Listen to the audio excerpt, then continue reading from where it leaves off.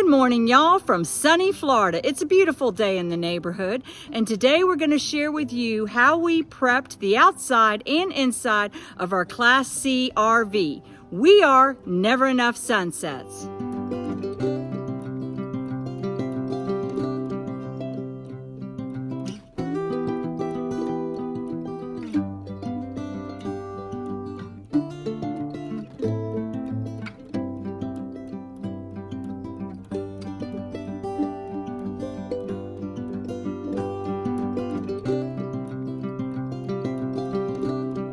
I'll take you for a tour around the rig and how we've prepared for our trip to Alaska.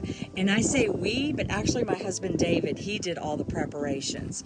But he is like, where's Waldo? You won't see him in a video. Barely likes to have his picture taken. So if you see him in a video, you get a point. If you see him smiling, that's a bonus. As you can see, we have the Onan onboard generator. In the first storage compartment, we have our water hoses, our filters, and we have a split hose in case we need to have two sources of water. Here's one of our main concerns. Different than our truck camper, our black tank and dump is extremely low to the ground. Not much clearance there, so we'll have to watch that as we get on these bumpy roads. As we continue on to the next, we have everything electrical. We have our surge protector, our hookups, some other extension cords that are all included in there. Now I'll show you the rig's garage. And down here we have plenty of space, and we can take all of this out and we'll show it to you. But we've got the dog stroller, a couple of our rocking chairs. We've got David's boots. We've got a bucket that we're going to be using when we have to wash the rig with everything inside that we would need. We've got propane, laundry, we've got additional sewer hoses that we may need. We have all of our oils and our lubes. We have oil change, spark plugs, tire kits. We also have fans and heaters that we have. We have our food that's for dinner that we'll be bringing up front, and we have our Blackstone grill. Underneath all of this, we'll have everything we need to change a tire, to impact wrench. We also have a table if we decide that we want to eat outdoors. But this is a great storage space for all of our needs. David also purchased a Caraway carrier, and he put a toolbox attached to it. You'll also see that we put a backup camera back here and additional lights just for safety reasons. On this, we have two 5-gallon jugs for water. We have two 2.5 containers for extra fuel, because we hear we may have issues along the way. In addition, because we do not have self-leveling on this rig, we have blocks, we have ramps that we need to use. We also have our portable sewer pipe, and we'll have gloves. So this is everything we would need on a daily basis, and we keep that very conveniently located here. And as we continue to the other side of the rig, we have a ladder. We take that everywhere we go, especially when we're going to have to clean these windows. The first compartment on the passenger side toward the back is actually empty, and this is where we'll put our mud boots, perhaps our rain gear, so we don't have to take those in the rig.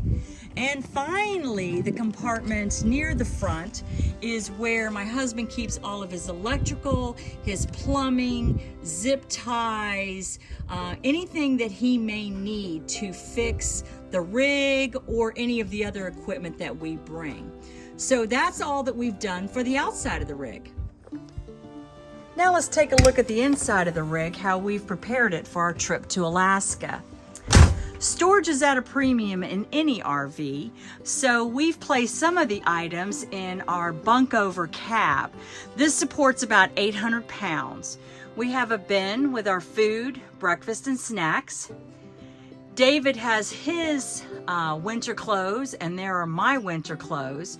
It's going to be about 90 degrees when we leave Florida, but by the time we get Montana, we'll probably be pulling these out. We also have our shade coverings for privacy. Here is where we put our video equipment, cameras, our lights, our paper products. And then in our overhead bin, as we're exiting the rig, we have Harley, she's our dog, and we have all of the things that she needs, her medications, her leashes. We also have her rain jacket. We have fasteners, super glue, Velcro, and then finally we have bugs and bear spray. Well, if you follow Yellowstone, that's bar spray for y'all. And I hope I'm not getting you too dizzy as I move around the rig. What I'm most excited about is I worked night shift for probably, 13 years, and I need it pitch black to sleep. But apparently that doesn't happen in Alaska. So my husband put up these great shades, RV shades on all the windows, and it is pitch black in here now. So I'm super excited about that. And also one of the things that Dave did was and this is actually one of the reasons why we started RVing. When he goes on a trip, he takes everything he owns. Matter of fact, we were in Haiti and somebody asked, hey, Dave, do you have one of these? He said, not only do I have one, I have two. So he absolutely believes in duplicity. So we created a shelving area for him, and then I purchased some baskets from Hobby Lobby for some of his clothes. We have overhead storage here, and then I did the same thing with my clothing options. I have baskets and bins that I can put all of my stuff, and then I have this little closet over here. We're taking not only rain gear, but they're waterproof. And then the kids all got us these really nice jackets that we're taking with us to Alaska. So that's all of our personal items. Now let's talk about the technology we either had or purchased. Several years ago, David decided that we wanted to go with one product. So we went with Ridgid. We have the charging system, we have 2 and 4 amp battery hours, and then all of our tools. So we have an impact wrench, we have drills, we've got 2 different kind of light sources that we use, and my favorite is the Ridgid fan. I like to have a little bit of noise while I'm sleeping. Second thing that we had, and we purchased this years ago, is a Halo jumper cable and charging system. This will charge all of our devices, but more importantly, and I'm not kidding, it will jump start your car, your boat, your ATV. We have used this numerous times. We take this out on the boat, it's in our car, and this is one of those got to haves, and it's only like $128 on Amazon. Our new purchase was the Bluetti. Now we run with 200 watt solar panels because we boondock a lot, but there's still opportunities that we need to charge something. So we've got this Bluetti. We can charge it from our solar panels, and then we can use this to charge our Ridgid devices or our phones or whatever. I'll also tell you we found that it was just a wonderful game changer traveling with the Grands.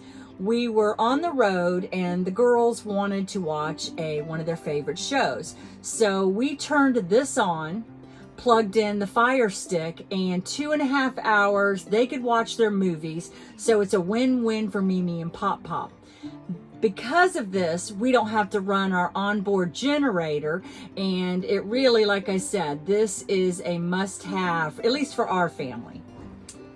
Next purchased was a Garmin RV 780. We used to use a Hammer app that truckers use, but we really felt like we needed to have something that we could depend on at all times, and this gives us clearance, routes, and really tries to keep us off those roads that RVs shouldn't be on. My fun new purchase is Dave got a drone for Christmas. Now, I haven't used it much. I actually finally got the nerve to fly it out of sight a couple days ago, so I'm still practicing, but we're super excited to use this as we travel. Specifically, I want to get a picture and fly over the glaciers. I do realize there are rules in Canada and national parks, so I won't be breaking those rules, but I think I will get some great shots with the drone. And finally, I never thought I would have a selfie stick. But when we went out in 2021 for 4 months, we were at several national parks and we got the obligatory picture in front of the national park sign. All you could see was my nose and Dave's forehead. So I decided to go for it and get a selfie stick. Well, that's all the technology we have. If you have any questions, put those in the comments below and we'll see you soon. Remember to scatter your sunshine all along your way and hit the subscribe and like button. We'll see you soon.